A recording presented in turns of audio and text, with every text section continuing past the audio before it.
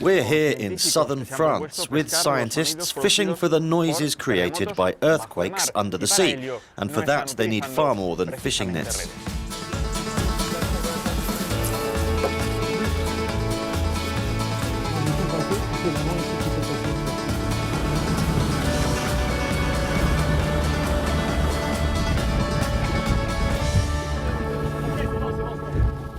C'est un flotteur sismique sous-marin qui est capable d'écouter les bruits. This is a hydrophone that helps us listen to earthquakes. It can record many other noises under the ocean's waters. The wind that creates waves, sea mammals, icebergs cracking.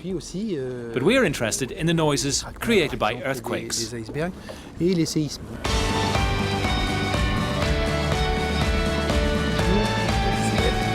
On pose d'abord.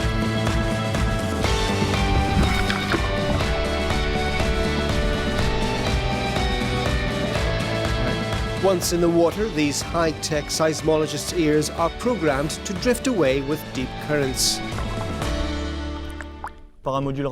We send different programming parameters to the device via radio signals.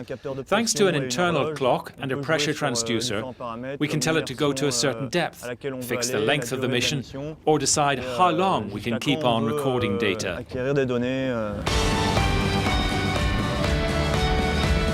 Each time they record a significant earthquake sound, the hydrophones autonomously rise to the surface and send the data by satellite. At the end of their mission, they can be recovered and reprogrammed for a new one.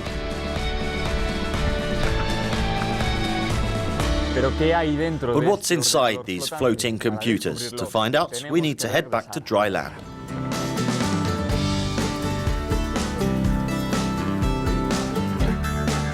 The devices are a masterpiece of electronic and hydraulic research. The main challenge was to distinguish earthquake sounds in an extremely noisy underwater environment.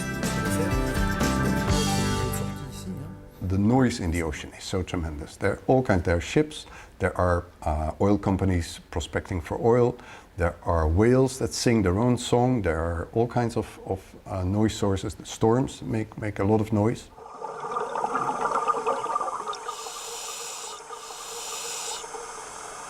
We are looking for these earthquakes in the noise. So a lot of our work has been to develop the intelligence, it's artificial intelligence actually, that allows this computer to find out if there is an earthquake or if it is just a whale call. The technology has many potential uses. It could also be used for marine mammal research or even to locate black boxes after a plane crash at sea.